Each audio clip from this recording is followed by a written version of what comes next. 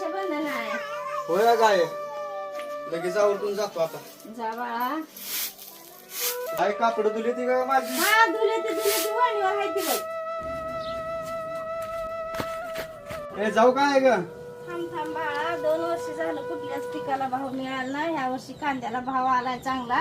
या अक्काला 1000 रुपयाची साडी घे आणि माळव बी न्यायचा जा. बरं आहे ठीक आहे. मग जा. जाऊ काय? हा लवकर ये.